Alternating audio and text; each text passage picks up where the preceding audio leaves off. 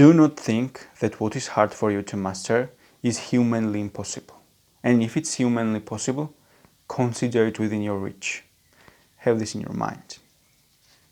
Now let's hear this story about the master.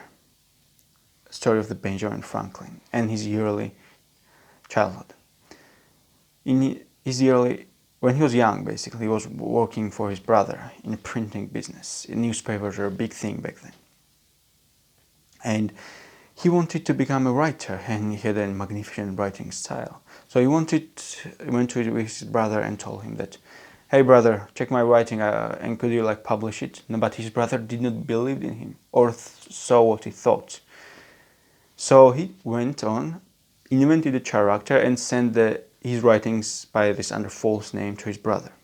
So his brother became amazed by this writing style and would publish it, and it was getting a lot of attention by people. It was one of his best writings. So over time, Benjamin thought that, oh, my writings are awesome, it gets attention, etc. It's finally time to tell my brother the truth.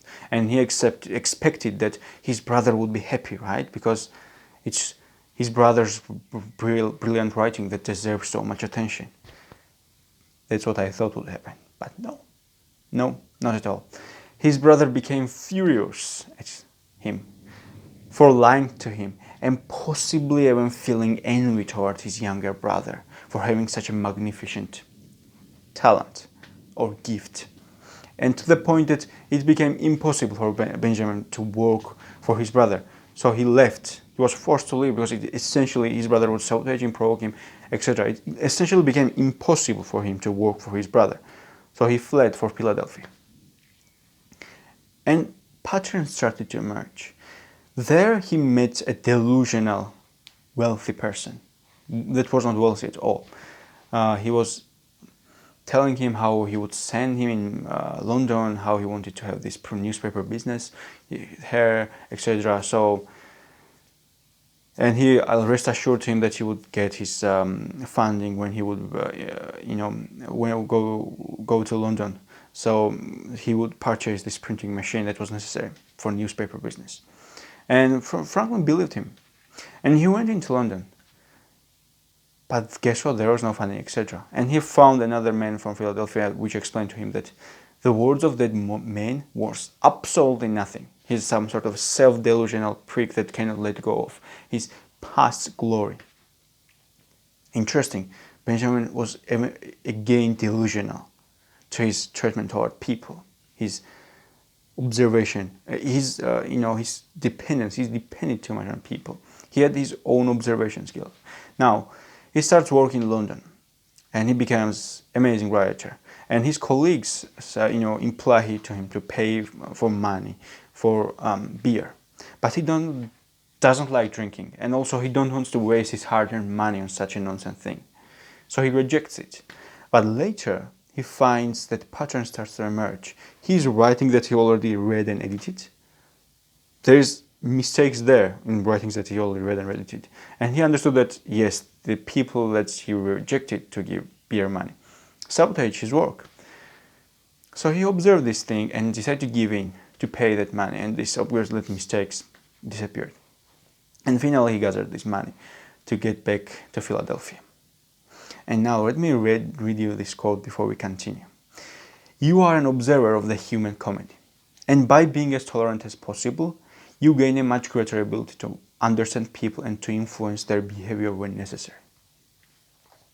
He learned his hard lessons. Now he's about to attempt to have some influence, a power in Philadelphia, where a wealthy businessman turns on him and fiercely rejects him on that position, whatever position that was. And now Benjamin has all those experiences of his life. He knows how to behave. Instead of and it's noted there that if he fought fiercely, Benjamin, he would still get that position. But he would gain a wealthy and powerful young enemy. And with his hot blood, he could not really predict what he would do. Maybe something like that would have happened, that he will be experiencing in London, but in much more, bad cases, right? In not just simple mistakes, but even more consequences. His actions would have even more bigger and dangerous consequences for possibly even for his life. Now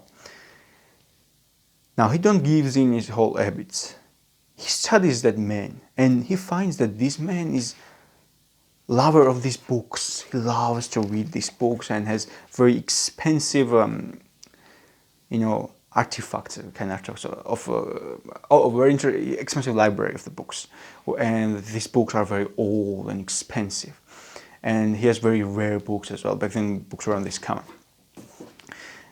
And he writes this letter to him that, I'm really interested in that specific book that I heard you have in the library, and I understood how interested you are in these matters. This is just human nature talk. And he borrows this book from him. Now, the man reads this letter and he appreciates, this is a very important thing for him, these books and his library. And he reads this thing and appreciates him because of that, because he appreciates this. They now have shared interests. So he borrows this book from him and returns it on time. Now pattern shifted. Now the man started to meet him later. He starts to have a positive feelings toward him, and that man later became his key supporter of obtaining power, certain power, government. And here's where it comes, the complete and radical acceptance of human nature, which I'm going to read from the book right now. So let's both of us pay close attention. People possess ingrained qualities and characters. Some are frivolous like Case, or vindictive like his brother, or rigid like the printers. There are people like this everywhere. It has been that way since the dawn of civilization. To get upset or to try to alter them is futile. It will only make them bitter and resentful. Better to accept such people as one accepts a thorn on a rose. Better to observe and accumulate knowledge on a human nature as one accumulates knowledge in the sciences. If he could follow this new path in life, he would rid himself of his terrible naivety and bring some rationality to his social relations. Such a powerful observation, because how crazy it is to be angry at a rose because it has a thorn on it. It's how it grows. How crazy it is to be angry at a tiger because it behaved like a tiger. How stupid it is to have been angry with his brother because he behaved like he should have behaved. How stupid it is to be angry with a dog for behaving as a dog. It's a pattern. You cannot be angry with a predator for behaving as a predator. You cannot blame him for thinking like an enemy. You should have foreseen that thing. And this is where the power comes. This is where the observation skill comes. Now, and here is where I want to read this another quote. You must allow everyone the right to exist accordance with the character he has, whatever it turns out to be. And all you should strive to do is to make use of this character in such a way as its kind of nature permits, rather than to hope for any alteration in it, or to condemn it offhand for what it is. This is the true sense of maxim. Live and let live. To become indignant at people's conduct is as foolish as to be angry with a stone because it rolls into your past. Again, another beautiful observation. How stupid it is to be angry at a stone because it rolled into your past. Are you going to start kicking a stone and throwing punches at it because it rolled into your past? It's crazy to do it. And yet most people try to attempt to this all the time. And with many people, the wisest thing you can do is to resolve to make use of those whom you cannot alter. People don't want to change. So think about all these things that we read right now, and let's get back to other important notes I have from the book. Just as well-filled day brings blessed sleep, so well-employed life brings a blessed death. When you have those days when you did your maximum, your very best, and you are already tired and fulfilled, and you sleep, you go to your bed and you sleep, and your eyes instantly shut down and sleep, and there is a very specific experience to that sleep. Every single human should experience this kind of sleep in their lifetime, because if you in ideal situation, every day you should be able to experience this type of sleep, and this is the ideal we all should strive to. Just as well-filled day brings blessed sleep, this kind of blessed sleep, this should be all of us should have this goal in life, to have this type of blessed sleep every single night, because this is what brings fulfillment. You can, if you will a lot, for example, you cannot sleep, you can rest properly, but when you express yourself, when you do your maximum on the day, such a blessing is that sleeping. And this comparison, so well-employed life brings a blessed death, it's a very powerful thing to have in your mind. Become who you are by learning who you are. Again, famous quote of Sun Tzu. Know yourself, it's already 50% of the victory. And know your enemies as well. And who are your enemies, by the way? Who are your enemies? This is very interesting as well. Who are these enemies? Envy, conformism, rigidity, self-obsessiveness, laziness, flightiness, and passive aggression. Now you have 7 deadly realities is the name of this in the book. Now you know it. Now you know it. Who are your enemies? Now this is about the beginner's mind. If we feel like we know something, our minds close off to other possibilities. We see reflections of the trust we have already assumed. It's a powerful thing just to have in your mind, because religious people translate everything as religion, etc. And the reason by the author explains this in a beautiful way in the book. The reason why you should pay these things attention is to, like, sometimes, for example, I'm type of person that would just read all self-help books, this psychology, business related and self-improvement stuff, and also hard science. But now read opposite things as well. Don't just close yourself in your box, and understand this. Our knowledge improves all the time. When we look at 300-400 years back ago, and we look at these people that believed in those beliefs and actually believe in the things, we laugh, and to us it seems funny, right? Very funny to us, that because they believe these things were their own gods and stuff. We laugh at these things. We cannot take it seriously. But think about 5 years in the future. Think about that. What we believe today, that these billions of years airs to be this age and etc. Maybe in the future everybody will find that we are just living in simulation, and we are just living in computer program, and that civilization will, in 500 years future, will start to develop his own so-called perfect civilization within civilization, essentially. So have this still open mind, have this openness in you. Don't shut it down completely. Be willing and open-minded. This is because, again, what you might think is true right now, in future it may be like, no. Future breakthrough, another breakthrough discovery may shatter that things and shatter that beliefs. So always have that young mind.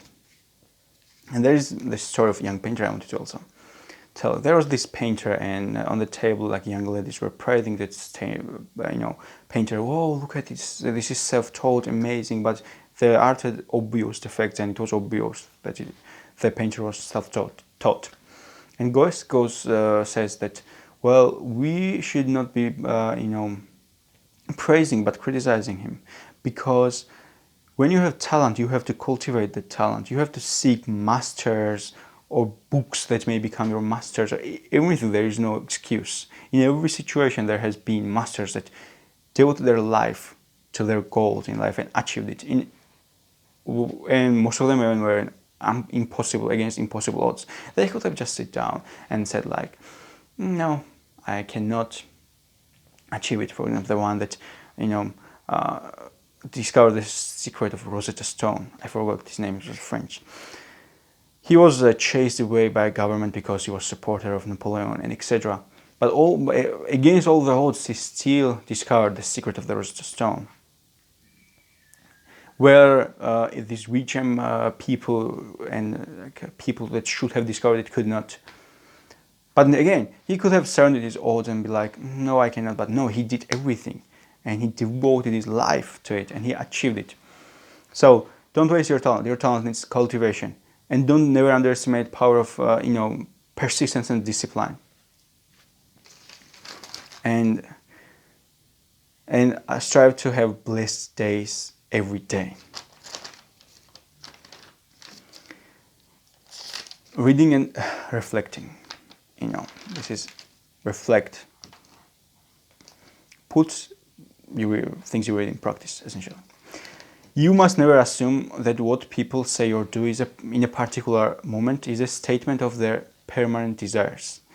And same thing is true for us as well, for me and you, essentially. And just have this in your mind. When it comes to particular life, what should matter is getting long-term results and getting the work done in as efficient and creative manner as possible.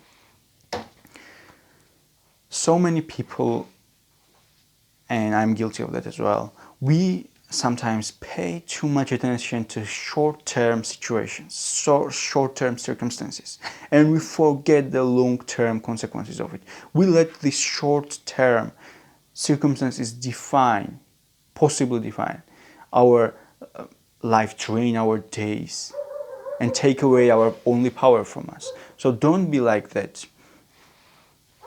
Be a long-term thinker and don't let temporary situations and temporary circumstances get in your way.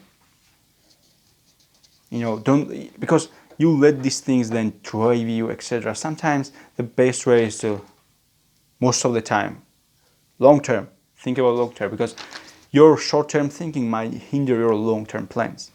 Have that in your mind. It is great folly to hope that other men will harmonize with us. Why should anyone? I have never hoped that this. I always regarded each man as an independent individual whom I endeavored to understand with all his peculiarities, but from whom I desired no further sympathy. Again, don't expect sympathy from people. You won't get it. And neither you need it. That's the point. What kills the creative force is not the age or lack of talent, but our own spirit, our own attitude. We become too comfortable with the knowledge we have gained in our apprenticeships. We grow afraid of entertaining new ideas and the effects that this requires. To think more flexibly entails a risk we could fail and be ridiculed. We prefer to live with familiar ideas and habits of thinking, but we pay a steep price for this. Our minds go dead from lack of challenge and novelty. We reach a limit in our field and lose control over our fate because we become replaceable. We become replaceable by that. Understand, it is the choice of where to direct his or her creative energy that makes master. Understand this thing. This is one of the powerful reflections that I'm going to read right now, so pay attention to as well. The emotions we experience at any time have an inordinate influence on how we perceive the world. If we feel afraid, we tend to see more of the potential dangers in some actions. We feel particularly bold. If we feel particularly bold, we tend to ignore the potential risks.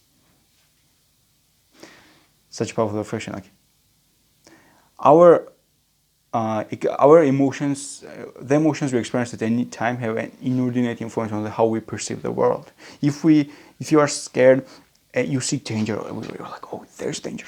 If you are more of a mood, like people may call it the mood, when you are more of the happy mindset, or when you are thinking long term and you are thinking left in the future, 10 years, 5 years from now, you are more bright. You see possibilities where previously would see defeats. That's the thing. When you have these emotions, experiences, certain emotions, where normally you would see certain defeat, you see possibilities. Where you would see difficulties and challenges, you see possibilities right now there. This is a very powerful observation. Whatever you are creating or designing, you must test and use it yourself. Wright brothers, the brother that managed to fly the longest the first time. Because they were testing their own invention. They know at first hand that they were inventing what they were doing. The powerful thing, because when you invent something and you don't experience it yourself, you don't have the direct touch on it, you lose the second half of experiencing. Okay, this is something certain people definitely won't like, but let's read it. To create a meaningful work of art or to make a discovery or invention requires a great discipline, self-control and emotional stability. It requires mastering the form of your field. Drugs and madness only destroy such powers. Do not fall for romantic myths and cliches that abound in culture about the creativity, offering us the excuse or panacea that such powers can come cheaply. No, these powers don't come cheaply. And don't fall for these things. It takes 10,000 hours, 20,000 hours, but people don't want to think this way. People don't want to imagine masters that put their best. No, that people want us want to believe that, oh yeah, they're just gifted from whatever. We will read about it in the end. Now, it is not a matter of studying a subject for 20 years and then emerging as a master. The time that leads to mastery is dependent on the intensity of our focus. One of the basic examples, Albert Einstein, his 1 hour of thinking is not the same as average person's 1 hour of thinking. Because focus is different. The key then to attaining this high level of intelligence is to make our years of study qualitatively rich. We don't simply absorb information, we internalize it and make it our own by finding some way to put this knowledge to practice. Again, this part is like we must find some ways to put this knowledge to practice. Practical use. Compare these things. For example, the Wright brothers, what I mentioned, they used the bicycle model to create this flying machine, and while other inventors were thinking about the ship model. But no, for example, Albert Einstein used the example of, oh, if the train moves there and men stand there and moves, what's happening stuff. Master is like swimming. It is too difficult to move forward when we are creating our own resistance, self-sabotage. This is what's called self-sabotage, or swimming against a correct known current. Know your strength and move with them. There's this saying, right? Only dead fish moves toward the flow. Okay, now this is the part people don't like, right? Getting to a high level of achievements through practice seems so banal, so uninspiring. Besides, we don't want to have to think of 10,000 hours to 20,000 hours that goes into such mastery. We don't want to think that. Now, let's give this final part to you, which is insanely important. Because we think well of ourselves, but nonetheless never suppose ourselves capable of producing a painting like one of Raphael's or dramatic scene like one of Shakespeare's, we convince ourselves that the capacity to do so is quite extraordinary, marvellous, a whole uncommon accident, or if we are still religiously inclined, a mercy from on height. Thus, our vanity, our self-love promotes a cult of the genius. For only if we think of him as a being very remote from us, as a miraculum, does he not aggrieve us? Powerful observation. Only that circumstances does he not aggrieve us.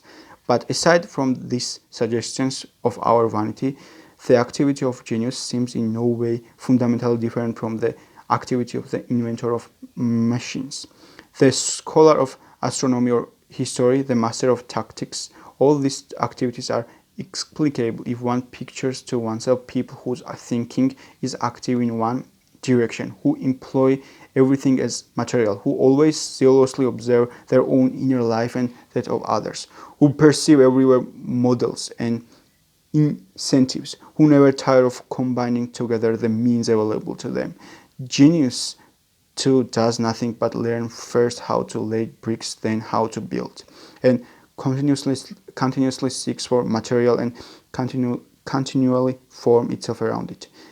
Every activity of man is amazingly complicated. not only that of the genius, but known as a miracle. Let this think in your mind. And this is it, end of our conversation. Hit the like button and subscribe and comment down below and share your thoughts.